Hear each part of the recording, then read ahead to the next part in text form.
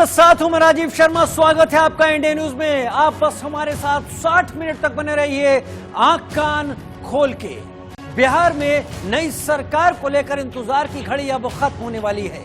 लोगों में इस बात को लेकर उत्सुकता बनी हुई है कि तेजस्वी आएंगे या फिर नीतीश की फिर से ताजपोशी होगी। तो इसका जवाब अब जल्द ही मिलने वाला है। कल सुबह वोटों की काउंटिंग शुरू होने वाली है और इसके लिए कड़ी सुरक्षा व्यवस्था की गई है। पुलिस जीत के जश्न पर भी नजर रखने वाली है। नतीजों के बाद पुलिस को और भी सतर्क कर दिया गया है। शहर से लेकर गांव तक सुरक्षा के कड़े इंतजाम किए गए हैं। जीत के जश्न पर भी पुलिस की पैनी नजर होगी। कोई भी जीत के जश्न में फायरिंग नहीं कर सकेगा और आतिशबाजी पर भी रोक लगा दी गई है। ऐसा करने पर पुलिस सख्त कार्रवाई करेगी। मतदान केंद्रों के पास पुलिस और पैरामिलिट्री की तैनाती होगी। निर्वाचन आयोग ने काउंटिंग के लिए विशेष इंतजाम किए हैं। भारत निर्वाचन आयोग का स्पष्ट निर्देश है इसका संबंध में कि सभी काउंटिंग सेंटर्स हम लोग का 3 टायर सिक्योरिटी होना चाहिए। तो इनर मोस्ट टायर जो है वो सेंट्रल पैरामिलिट्री फोर्स गार्ड करती है। अभी भी हम लोग का पूरा काउंटिंग सेंटर उन्हीं लोग का हिफाजत में। सेकंड रिंग या सेकंड टीयर जो है वो हमारा बिहार मिलिट्री पुलिस का है। थर्ड टीयर जो है डिस्ट्रिक्ट आर्म पुलिस का है, डीएपी का है। इस तरह से 3 टीयर सिक्योरिटी है हम लोग का। Strong room cum counting centre जो है उसका। राज्य के सभी 38 जिलों में 55 मतगणना केंद्र बनाए गए हैं। इन केंद्रों पर एक साथ सुबह 8 बजे से काउंटिंग शुरू होगी। सबसे पहले बैलेट पेपर से डाले गए मतपत्रों की गणना होगी। सुबह 8:15 बजे ईवीएम से गणना की शुरुआत हो पाएगी। अधिकारियों का कहना है कि ईवीएम से एक राउंड की गणना करने में 15 से 20 मिनट समय लगेगा।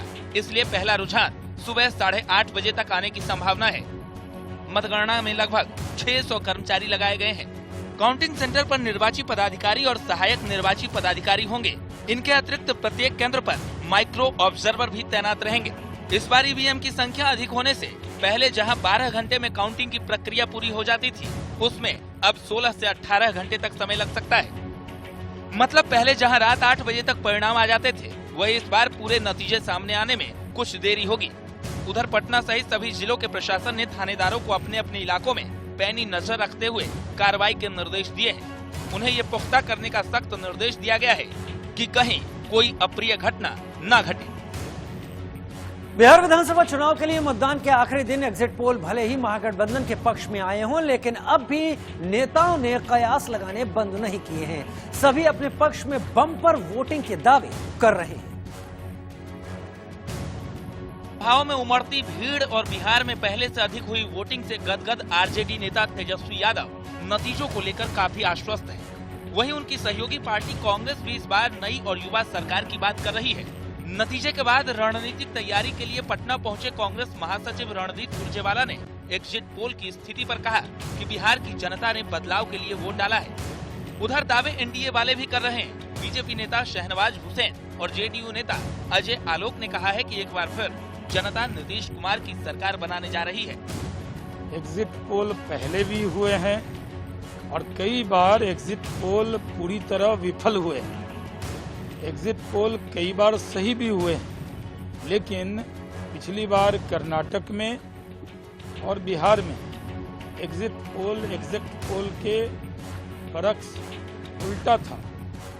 हम लोगों को जो फीडबैक है उसके आधार पर कह सकते हैं ये भारतीय जनता पार्टी, जदयू, हम और वीआईपी पार्टी मिलकर बहुमत प्राप्त करेगी।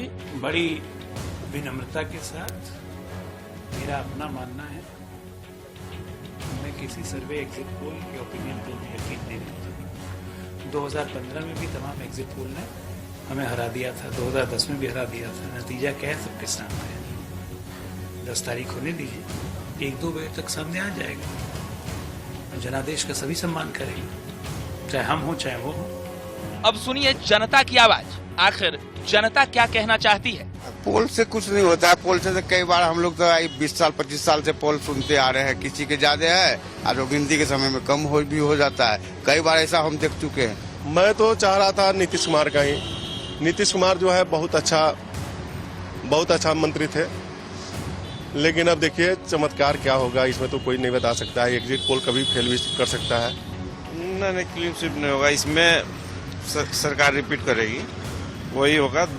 2-4 सीट आगे पीछे होगा, लेकिन सरकार रिपीट करेगी। बिहार चुनाव का परिणाम आने से पहले तेजस्वी यादव ने आरजेडी कार्यकर्ताओं से संयम बनाए रखने की अपील की। उन्होंने कार्यकर्ताओं और समर्थकों से आतिशबाजी से बचने को कहा है और संयम बरतने की भी बात कही है।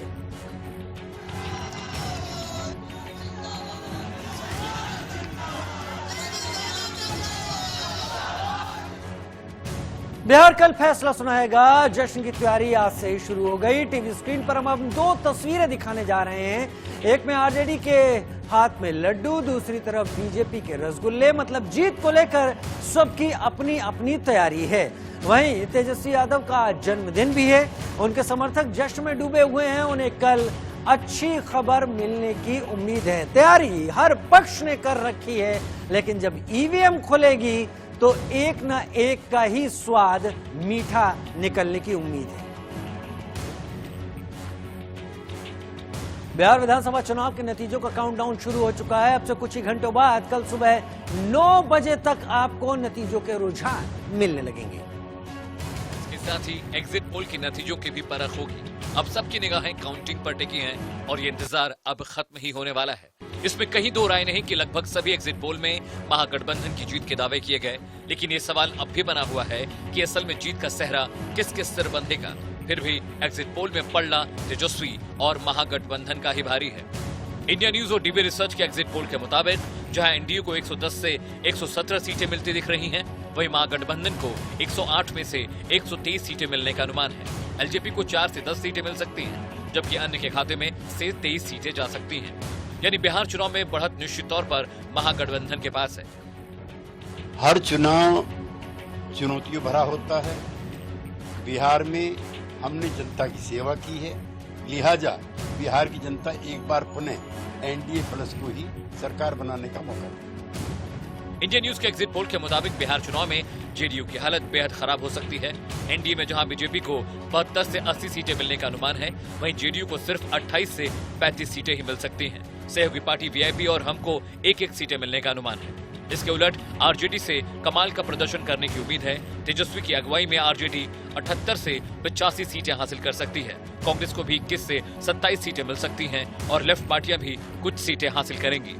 देखिए, हमने तो कह दिया था, पहले भी कहा था कि वो थक चुके हैं, उनसे बिहार संभल नहीं रहा और उन्होंने खुद स्वीकार कर लिया कि अब वो संन्यास ले। दूसरे एग्जिट पोल में भी महागठबंधन की सरकार बनने का ही संकेत मिलता है।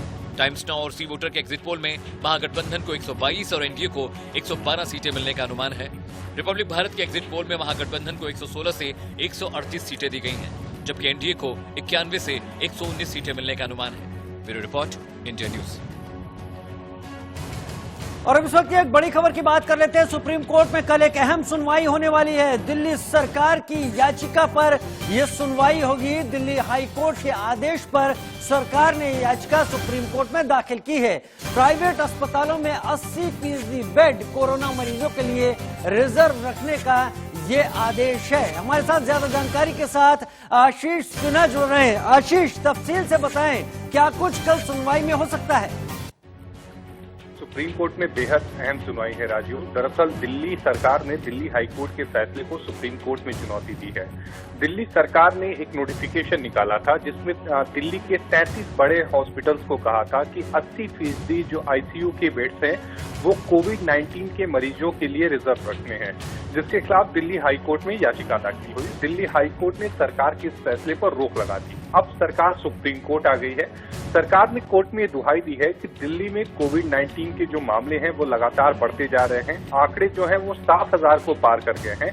ऐसे में जो गंभीर पेशेंट्स हैं उनके इलाज के लिए प्राइवेट हॉस्पिटल्स में जो आईसीयू के बेड्स हैं उसे रिजर्व रखा जाए ताकि उनकी जान बचाई जा सके। दिल्ली हाई कोर्ट ने अपने फैसले में कहा था, प्रथम दृष्टया माना था कि दिल्ली सरकार का जो फैसला है वो मौलिक जो अधिकार है उनका उल्लंघन करता है। अब देखना दिलचस्प होगा कल जब सुप्रीम कोर्ट में इस बाबत सुनवाई होगी तो क्या सुप्रीम कोर्ट दिल्ली सरकार को कोई राहत देता है या नहीं। हालांकि ये बात सही है कि दिल्ली में कोविड-19 के आंकड़े बहुत तेजी से बढ़ रहे हैं, लेकिन यहाँ पर कोर्ट को इस बात को भी देखना पड़ेगा कि अगर 80% दिल्ली के 33 बड़े हॉस्पिटल्स में बेड्स को अगर रिजर्व कर दिया जाएगा तो 20% जो आईसीयू के बेड्स बचेंगे उसमें क्या जो दूसरे मरीज हैं, जो दूसरे पेशेंट्स हैं, चाहे हार्ट के पेशेंट्स हों या फिर दूसरे बीमारी के जो पेशेंट्स होंगे, क्या उन्हें एकोमोडेट किया जाएगा या नहीं, ये सवाल जो होगा वो सुप्रीम कोर्ट के सामने जरूर होगा। बहुत शुक्रिया आशीष सिन्हा, तमाम जानकारी के लिए नजर बनाए रखे। मामला गंभीर है, मामला खास है, इसलिए आपके पास आगे भी तफसील लेने के लिए आते रहेंगे। और अब बात दिल्ली में बढ़ते प्रदूषण को लेकर, जहां पर एनजीटी ने एक बड़ा फैसला सुनाया। एनजीटी ने 9 नवंबर से लेकर 30 नवंबर तक दिल्ली एनसीआर में सभी तरह के पटाखों पर पूर्ण रूप से प्रतिबंध लगा दिया है। इसके साथ ही दिल्ली एनसीआर में पटाखों की खरीद बिक्री पर भी बैन लग गया है। खराब वायु गुणवत्ता सूचकांक AQI वाले शहरों में भी 30 नवंबर तक आतिशबाजी पर बैन लगा दिया गया है। जिन शहरों में एयर क्वालिटी इंडेक्स यानी AQI मॉडरेट हालत में है, वहां सिर्फ ग्रीन पटाखे छोड़े जा सकेंगे। गुरु पर्व की बात करें तो सुबह 6 से 8 बजे तक आतिशबाजी की जा सकेगी।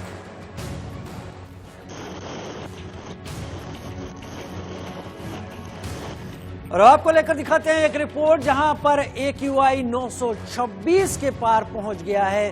खास आज एनजीटी ने एक नतीजा दिया है जिसके मुताबिक आज रात यानी 9 नवंबर के रात के 12 बजे से लेके नवंबर 30 तक दिल्ली और दिल्ली के आसपास के नेशनल कैपिटल रीजन के 2 दर्जन ऐसी जगहों पर पूरी तरीके से पटाखों के सेल या पटाखे फोड़ने पर बैन लगा दी गई है। एनजीटी ने यही कहा है कि दिल्ली और एनसीआर का रीजन जो है बहुत ज़्यादा प्रदूषण से जूझ रहा है और इसी के चलते कहीं ना कहीं दिल्ली और एनसीआर के 2 दर्जन ऐसे एरियाज हैं, जैसे कि नोएडा हो गया, गाजियाबाद हुआ, फरीदाबाद हुआ, गुड़गांव हुआ, इन सारे एरियाज में अब एक बैन लगा दिया गया है फायर क्रैकर्स के लिए, और कि अब पटाखों पे ना यहाँ पे बिक्री हो सकती है, ना ही पटाखे इन इलाकों में, इन एरियाज में फोड़े जाएंगे। इसके अलावा बाकी बहुत सारे ऐसे शहर हैं देश भर में जिनमें एयर क्वालिटी का जो स्तर है वो काफ़ी कम है।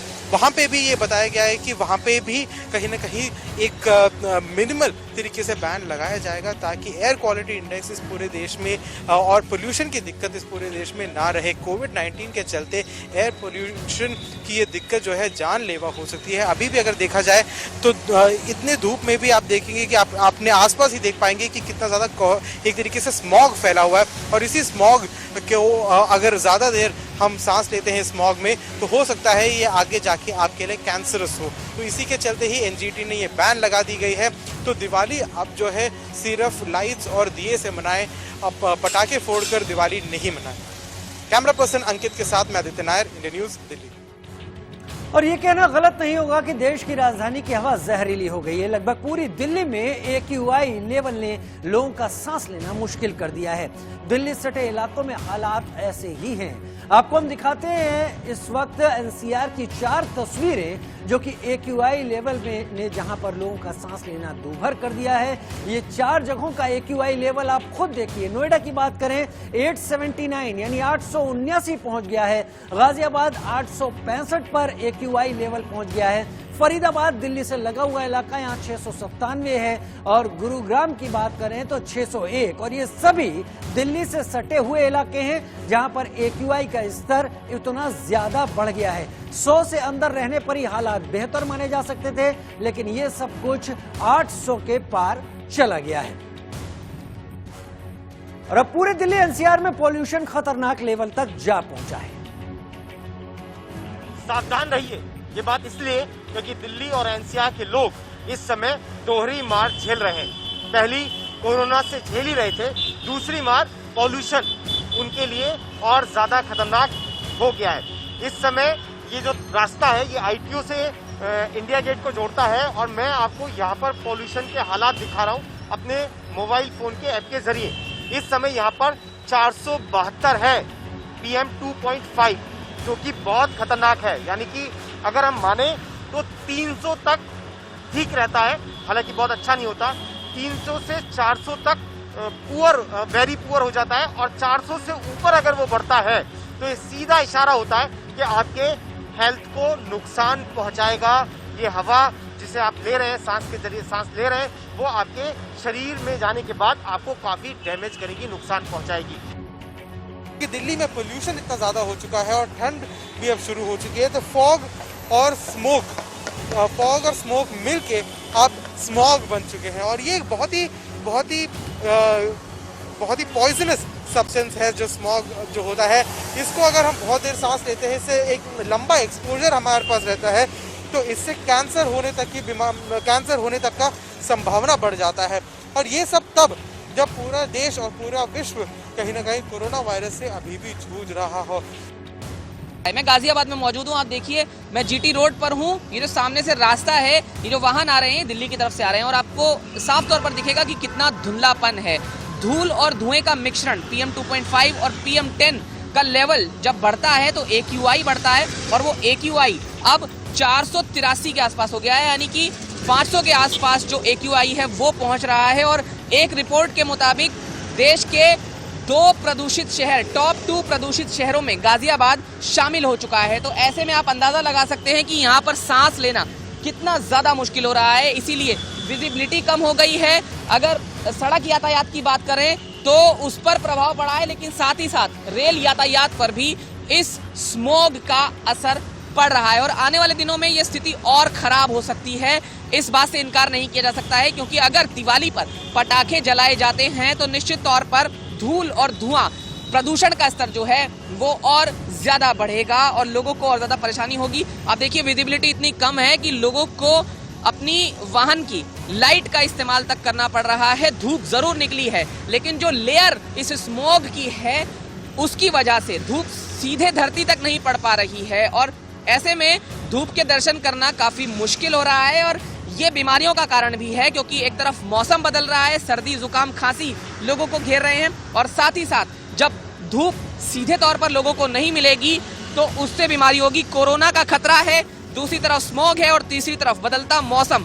ट्रिपल अटैक से NCR के लोग जूझ रहे हैं, और कब तक जूझेंगे ये सवाल बहुत बड़ा है।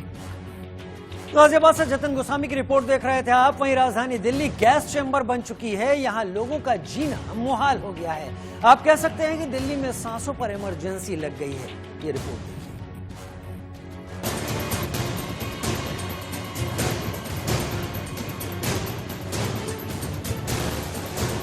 गैस चैम्बर बनी देश की राजधानी, हर जगह धुआं, दम घोटने वाली जहरीली हवा। दिल्ली में लग गया है सांसों का आपातकाल। प्रदूषण के कहर से दिल्ली को बचाओ सरकार। पहले कोरोना और अब ये जहरीली हवा। कुल मिलाकर दिल्ली वालों के लिए बेहद मुश्किल वक्त है। दिल्ली में हर वक्त घुटन सी लगने लगी है। देश की राजधानी दिल्ली में चारों तरफ स्मॉग की चादर छाई हुई है। कई इलाकों में विजिबिलिटी बहुत कम है। हालात ये है कि सुबह के समय गाड़ियों की हेडलाइट जलानी पड़ रही है। स्मॉग की वजह से इंडिया गेट भी नजर नहीं आ रहा है। सावधान रहिए, ये बात इसलिए क्योंकि दिल्ली और NCR के लोग इस समय दोहरी मार झेल रहे हैं। पहली कोरोना से झेल ही रहे थे, दूसरी मार पॉल्यूशन उनके लिए और ज्यादा खतरनाक हो गया है। इस समय ये जो रास्ता है ये ITO से इंडिया गेट को जोड़ता है, और मैं आपको यहाँ पर पॉल्यूशन के हालात दिखा रहा हूँ अपने मोबाइल फोन के ऐप के जरिए। इस समय यहाँ पर 472 है PM 2.5, जो कि बहुत खतरनाक है। यानी कि अगर हम माने तो 300 तक ठीक रहता है, हालांकि बहुत अच्छा नहीं होता। 300 से 400 तक वेरी पुअर हो जाता है, और 400 से ऊपर अगर वो बढ़ता है तो ये सीधा इशारा होता है कि आपके हेल्थ को नुकसान पहुंचाएगा। ये हवा जिसे आप ले रहे हैं, सांस के जरिए सांस ले रहे हैं, वो आपके शरीर में जाने के बाद आपको काफी डैमेज करेगी, नुकसान पहुंचाएगी। ये तमाम डॉक्टर्स पिछले कई सालों से बता रहे हैं, और तमाम सरकार पर सवाल उठते हैं कि आखिर पराली जलाने से रोकी क्यों नहीं जा रही। लेकिन इतने साल बीत जाने के बावजूद भी दिल्ली में अक्टूबर, नवंबर और दिसंबर ये 3-4 महीने इतने ज्यादा खतरनाक रहते हैं तमाम लोगों के लिए कि हर साल बीमार पड़ने वाले लोगों की संख्या बढ़ जाती है। डॉक्टर्स की माने तो दिल्ली इस वक्त गैस चैम्बर में तब्दील हो चुकी है। सबसे ज्यादा मुश्किल तो उन लोगों के लिए है जो फेफड़ों और सांस संबंधित बीमारी से जूझ रहे हैं। दिल्ली सरकार अपने स्तर पर पोल्यूशन कंट्रोल करने की कोशिशें कर रही है, लेकिन सब नाकाफी है। ऊपर से लोगों की लापरवाही इसमें पलीता लगा रही है।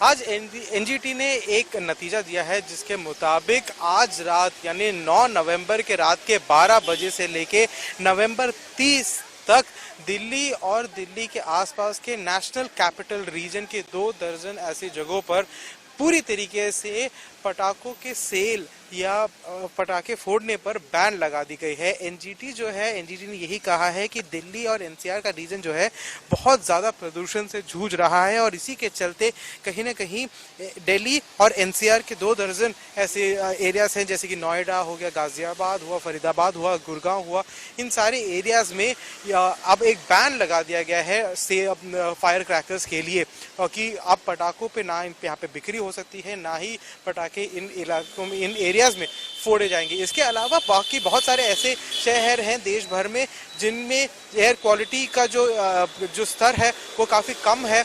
वहाँ पे भी ये बताया गया है कि वहाँ पे भी कहीं ना कहीं एक मिनिमल तरीके से बैन लगाया जाएगा ताकि एयर क्वालिटी इंडेक्स इस पूरे देश में और पोल्यूशन की दिक्कत इस पूरे देश में ना रहे।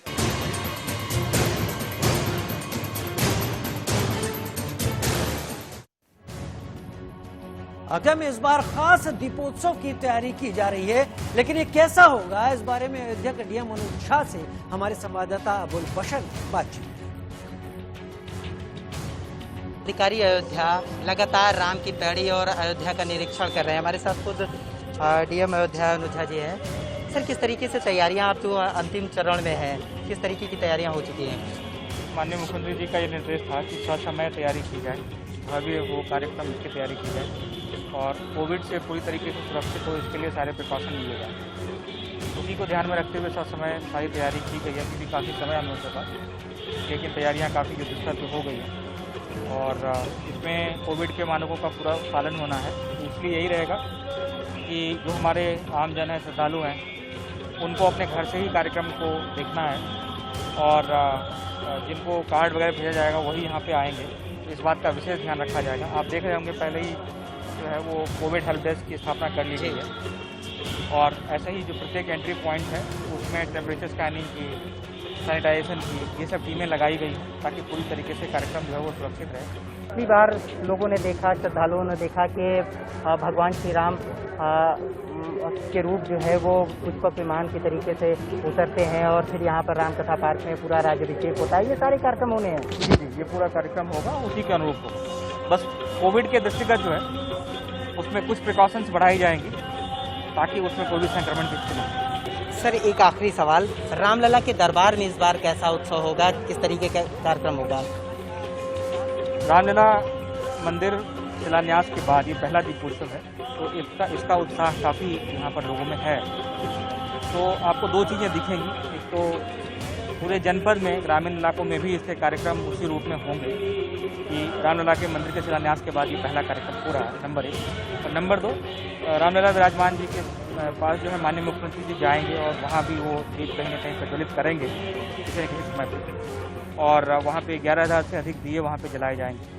वहाँ की साज सज्जा अच्छी होगी, तो वो भी दृश्य सभी को जो है मिनट टू मिनट वो देखने को मिलेगा। तो कुल मिलाकर अयोध्या का ये दीपोत्सव इस बार वर्चुअल होगा और लोग इस तस्वीर को, देश दुनिया के लोग इस तस्वीर को देख सकेंगे। अयोध्या सजाई जा रही है, संवारी जा रही है, अफसर लगातार निगरानी कर रहे हैं। राम की पैड़ी पर सुबह से लेकर शाम तक अफसर पसीना बहा रहे हैं, सिर्फ इसलिए कि इस बार का जो दीपोत्सव हो वो वाकई शानदार हो, जिसको देखकर पूरी दुनिया कहे कि हाँ, ये राम की अयोध्या है।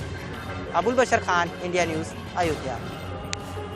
दीपावली का त्योहार नजदीक है पर बाजारों की रौनक फीकी है। आमतौर पर दीपावली के त्योहार पर ज्वेलर्स की दुकानें गुलजार रहती हैं, मगर इस बार कोविड के बीच दीपावली का त्योहार सोने का भाव 50,000 हो गया है और कारीगरों की कमी से ज्वेलर्स निराश हो गए हैं। इंडिया न्यूज के संवाददाता ध्वज आर्य ने शहर की ज्वेलरी की दुकानों का जायजा लिया और जाना कि इस बार दीपावली के त्योहारी सीजन में कैसा होगा और जो हालात अभी अर्थव्यवस्था के हो रखे हैं, तो सोने और चांदी की जो चमक है वो फीकी नजर आ रही है त्योहार पे। एक ज्वेलर की दुकान पर खड़ा हूँ, आशीष जी हमारे साथ में। सर, क्या कुछ जो आगे फर्क पड़ने वाला है, कोविड का दौर भी है और रेट भी काफी ज्यादा है सोने की? देखिए, जो मुख्य कारण तो आपने बता दिया कि जो कोविड है वो एक मुख्य कारण है जो बिक्री को रोक रखा है। उस वजह से बिक्री लोग निकल नहीं रहे हैं, निकलने के ऊपर प्रतिबंध है।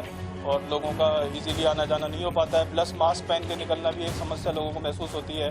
दूसरा एक मुख्य कारण ज्वेलरी ट्रेड की बात करें अपन तो जो कारीगरों का पलायन हुआ है, कारीगर यहाँ से चले गए और कारीगरों की कमी हो गई है। तो एक ज्वेलरी को टाइम पे बनाना और उसको समय पे दे पाना, वो एक दूसरी समस्या आ गई है। तीसरा जो भावों की अस्थिरता, आप देखो जो भाव अस्थिर हो रखे हैं अभी, वो उनका जो मुख्य कारण है भावों का बढ़ने का, वो विदेशी से है, क्योंकि अमेरिका में इलेक्शन की वजह से यहाँ सोने के भाव ओवरऑल वर्ल्ड में इंक्रीज हुए, जिसके सीधा असर हमारे इधर भी भावों पे पड़ा है। तो बढ़े हुए भावों में आप हमेशा नोट करना, जब भी भाव बढ़ते हैं या थोड़े तेज होते हैं ऊपर की तरफ होते हैं, तो गोल्ड की सिल्वर की बिक्री में सीधा असर पड़ता है, उसमें खरीदारी में सीधा उसका लोगों का रुझान कम हो जाता है। और दिल्ली एनसीआर में बढ़ते प्रदूषण को देखते हुए एनजीटी ने दिल्ली में 30 नवंबर तक पटाखों पर पूरी तरीके से प्रतिबंध लगाने का ऐलान किया है। दिल्ली एनसीआर में बढ़ते प्रदूषण को देखते हुए एनजीटी दिल्ली ने 9 नवंबर से 30 नवंबर तक पटाखों पर पूरी तरीके से प्रतिबंध लगाने का ऐलान किया। भारत, जापान, अमेरिका और ऑस्ट्रेलिया के बीच नौसेना अभ्यास का दूसरा चरण 17 से 20 नवंबर के बीच अरब सागर में शुरू होगा, जिसको लेकर चीन ने ऑस्ट्रेलिया को धमकी देते हुए कहा है कि युद्ध अभ्यास में भाग लेने से ऑस्ट्रेलिया को आर्थिक नुकसान उठाना पड़ेगा। यूपी के अमरोहा में एक पेट्रोल पंप में आग लगने से हड़कंप मच गया, जिसके बाद फायर ब्रिगेड ने कड़ी मशक्कत के बाद आग पर काबू पाया। मध्य प्रदेश जिला प्रशासन ने इंदौर में कंप्यूटर बाबा के एक अवैध आश्रम को ढहा दिया। प्रशासन का आरोप है कि बाबा ने यह आश्रम अवैध रूप से जमीन पर कब्जा करके बनाया था। यूके के प्रधानमंत्री बोरिस जॉनसन ने एक वीडियो संदेश जारी कर भारत के सभी देशवासियों को दिवाली की शुभकामनाएं दी हैं और इको फ्रेंडली और सेफ दिवाली मनाने की हिदायत भी दी। प्रधानमंत्री नरेंद्र मोदी ने अपने संसदीय क्षेत्र वाराणसी को दीपावली का तोहफा दिया। पीएम ने वाराणसी में 600 करोड़ रुपए से अधिक की 30 विकास परियोजनाओं का उद्घाटन किया और उनका शिलान्यास किया। वीडियो कॉन्फ्रेंस के माध्यम से आयोजित इस कार्यक्रम के दौरान प्रधानमंत्री ने परियोजनाओं के लाभार्थियों के साथ संवाद भी किया। इस कार्यक्रम में उत्तर प्रदेश के मुख्यमंत्री योगी आदित्यनाथ भी लखनऊ से शामिल हुए।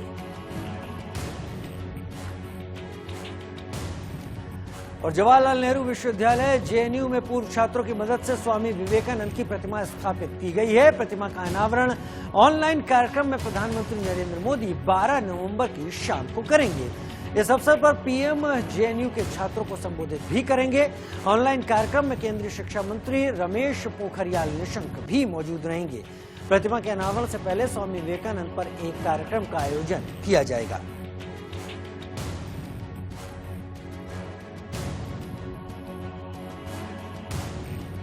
बॉलीवुड में ड्रग्स कनेक्शन को लेकर एनसीबी ने परत खोलनी शुरू कर दी है। पहले फिल्म निर्माता फिरोज नाडियाडवाला की पत्नी को गिरफ्तार किया गया और फिर आज एनसीबी ने अर्जुन रामपाल पर भी शिकंजा कस दिया है। सुशांत सिंह राजपूत की मौत के बाद उजागर ड्रग्स कनेक्शन के मामले में एनसीबी की जांच का दायरा अब लगातार बढ़ता जा रहा है।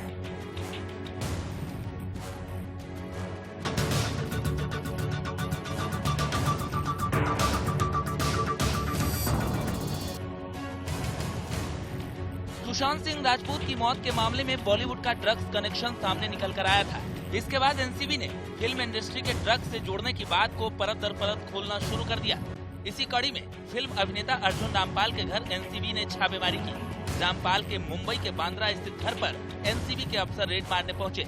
बताया जा रहा है कि रामपाल के घर एनसीबी ड्रग्स की तलाश कर रही है। के पाली हिल के अपार्टमेंट में जहां अर्जुन रामपाल अपनी लिव इन रिलेशनशिप गर्लफ्रेंड ग्रैबलिया के साथ रहते हैं। कुछ दिनों पहले ही ग्रैबलिया के भाई एगिसिलाओस को अरेस्ट किया गया था। एनसीबी ने उनसे जांच पड़ताल की और उसके बाद उन्हें रिहा किया गया था बेल पे, लेकिन अब फिर से उन्हें 14 दिन की कस्टडी में रख लिया गया है। एनसीबी लंबे समय से बॉलीवुड में ड्रग्स आपूर्ति के रैकेट की जांच में जुटी है। फिरोज की पत्नी शबाना सईद को ड्रग्स रखने के आरोप में गिरफ्तार किया गया था, जिन्हें आज कोर्ट ने शबाना सईद समेत 5 आरोपियों को जुडिशियल कस्टडी में भेज दिया है। अधिकारियों के मुताबिक मुंबई के जुहू स्थित घर पर तलाशी के दौरान उनके पास से कथित तौर पर 10 ग्राम मैरिजुआना मिला था। एनसीबी के मुंबई जोनल डायरेक्टर समीर वानखेड़े ने कहा कि फिरोज को पहले भी समन भेजा गया था, लेकिन वो हाजिर नहीं हुए थे। क्या चार्जेस में अरेस्ट किया गया? क्या चार्जेस में अरेस्ट किया गया? You all will get a release and you will know what the Firoz के घर पर सर्च में क्या मिला है? फिरोज नाडियाडवाला के घर पे सर्च में क्या मिला है? सर फिरोज नाडियाडवाला को बुलाया गया है। फिरोज को बुलाया गया है सर। अंधेरी में कुछ दिनों पहले ड्रग्स का कारोबार करने वाले वाहिद अब्दुल कादिर शेख की गिरफ्तारी के बाद रविवार को फिरोज नाडियाड वाला के घर पर एनसीबी ने तलाशी ली थी। कादिर शेख के ग्राहकों की पड़ताल के दौरान शबाना सईद का नाम सामने आया। एनसीबी ने उनके पास से 10 ग्राम मादक पदार्थ बरामद किया है। जम्मू और कश्मीर में आतंकवादियों के खिलाफ भारतीय सुरक्षा बलों का एक्शन जारी है। इस बीच जम्मू रीजन के पुंछ सेक्टर में सुरक्षा बलों को बड़ी कामयाबी मिली है। जम्मू इलाके में सुरक्षा बलों ने हथियारों का जखीरा बरामद किया है। एसओजी पुंछ और 10 असम राइफल्स के सुरक्षा बलों ने संयुक्त ऑपरेशन में ये कामयाबी हासिल की। 8-9 नवंबर की रात को सर्च ऑपरेशन के दौरान हथियारों से भरे बैग एलओसी के पास से बरामद किए गए। लश्कर-ए-तैयबा के आतंकवादियों द्वारा इन हथियारों को एलओसी से कश्मीर घाटी में पहुंचाने की तैयारी हो रही थी, लेकिन उससे पहले ही ये हथियार पकड़े गए। जम्मू कश्मीर के पुंछ जिले में सुरक्षा बलों को एक बड़ी कामयाबी मिली है। जम्मू कश्मीर पुलिस और असम राइफल जो सेना की एक रेजिमेंट है, उन्होंने एक बड़ी सफलता हासिल करते हुए पुंछ एलओसी डिस्ट्रिक्ट से 4 AK-47 हैंड ग्रेनेड और कई गोलियां और भारी मात्रा में हथियार और गोला बारूद जो है वो जब्त किए हैं, बरामद किए हैं। और आपको बता दूं कि एक बड़ी सफलता मानी जा रही है, क्योंकि लगातार आप देखें तो पुंछ जिले में ये खबरें आ रही थी कि एलओसी की दूसरी तरफ से पाकिस्तान लगातार आतंकियों को बढ़ावा देने के लिए, आतंकी गतिविधियों को तेज करने के लिए हथियारों की स्मगलिंग कर रहा है और एलओसी के पार से आतंकियों को जो है घुसपैठ करवाने की फिराक में है। मगर समय रहते सुरक्षा बलों को इस चीज की जानकारी मिल गई, जिन्होंने कार्रवाई करते हुए 4 AK-47 हैंड ग्रेनेड और अन्य हथियारों का जो जखीरा था उसे बरामद किया है और बड़ी सफलता हासिल की गई है। जो सूचना है उसके मुताबिक इन हथियारों को कश्मीर पहुंचाकर वहां पर एक बार फिर से खून खराबे को तेज करने की आतंकियों की जो मंशा थी और लश्कर-ए-तैयबा का एक्टिव मॉड्यूल जो है वो उन्होंने इसे ध्वस्त किया है और बड़ी कामयाबी जो है हासिल की है। कोरोना वायरस के कारण पूरी दुनिया में ऑनलाइन प्रोग्राम शुरू हो गए हैं। गुजरात की कर्णावती यूनिवर्सिटी ने भी अपने छात्रों और कर्मचारियों के लिए दुर्गा पूजा का ऑनलाइन कार्यक्रम आयोजित किया। स्टूडेंट गवर्निंग काउंसिल और प्रबंधन की मदद से 24 अक्टूबर को ऑनलाइन अष्टमी आरती भी की गई। कोरोना वायरस के कारण किसी भी समारोह के आयोजन के लिए मंजूरी नहीं है। ऐसे में गुजरात की कर्णावती यूनिवर्सिटी ने अपने हजारों छात्रों और कर्मचारियों के लिए ऑनलाइन दुर्गा पूजा का आयोजन किया। इस ऑनलाइन दुर्गा पूजा में छात्रों और उनके अभिभावकों समेत विश्वविद्यालय स्टाफ ने भी अपने घर से आरती देखी और दर्शन पूजन किया। विश्वविद्यालय हर साल गरबा के कम से कम 2 दिनों के साथ दुर्गा पूजा का आयोजन भव्य तरीके से करता है, लेकिन कोरोना के कारण विश्वविद्यालय इस बार आरती और गरबा ऑनलाइन मना रहा है। इस आयोजन के दौरान कैंपस में रहने वाले सभी लोग कोरोना गाइडलाइंस का पालन करते हुए आरती में शामिल हुए और दर्शन पूजन किया। कर्णावती विश्वविद्यालय में हर बार की तरह इस बार भी कोलकाता से दुर्गा जी की मूर्ति लाई गई और विधिवत श्रृंगार कर पूजा अर्चना की गई। विश्वविद्यालय की इस पहल ने सभी को अपने घरों में सुरक्षा से जश्न मनाने का मौका दिया। उत्तर प्रदेश के प्रयागराज में पुलिस और बदमाशों के बीच आज मुठभेड़ में 3 बदमाश गिरफ्तार किए गए। मुठभेड़ के दौरान तुरंत सबको एक्टिव किया गया और फॉलो अप किया गया। सामने से उधर मॉर्निंग वॉक जो हमारी टीमें लगी रहती हैं मॉर्निंग पुलिस वाली, वो उधर से घेराबंदी की तो ये लोग घूम करके खुलदाबाद की तरफ मुड़े। तो खुलदाबाद के इंस्पेक्टर साहब उधर जब उनको बताया गया तो आगे से वो आए तो इन्होंने फायरिंग कर दिया पुलिस पार्टी पर। इसके जवाबी में क्रॉस फायरिंग में एक को जो उसमें गोली लगी हुई है पैर में, जो घायल अवस्था में, उनको भेजा गया है ट्रीटमेंट के लिए। 2 मौके पर वहीं पे भागने की कोशिश की है, जिनको वहाँ पे पकड़ा गया है और उनसे पूछताछ की जाए। तुरंत सबको एक्टिव। और एक बदमाश के पैर में गोली लगी और बाकी पकड़े गए। पिछले 1 हफ्ते से ये बदमाश चेन स्नैचिंग में शामिल थे। सिविल लाइन थाने में 3 युवक ये चेन स्नैचिंग की कोशिश करके भागे थे। जब सूचना पर घेराबंदी की गई तो प्रयागराज के खुलदाबाद क्षेत्र में पोलो मैदान के पास इन्हें घेर लिया गया। और उत्तराखंड राज्य स्थापना दिवस के मौके पर राजधानी देहरादून के पुलिस लाइन में मुख्य परेड आयोजित की गई। मुख्य अतिथि राज्यपाल बेबी रानी मौर्य, मुख्यमंत्री त्रिवेंद्र सिंह रावत, डीजीपी अनिल रतूड़ी और डीजी कानून व्यवस्था अशोक कुमार सहित कई गणमान्य लोग और पुलिस अधिकारी इस दौरान मौजूद रहे। मुख्यमंत्री, राज्यपाल, डीजीपी और डीजी कानून व्यवस्था ने परेड का निरीक्षण किया। इसके बाद विजय धुन पर शानदार परेड का आयोजन भी किया गया।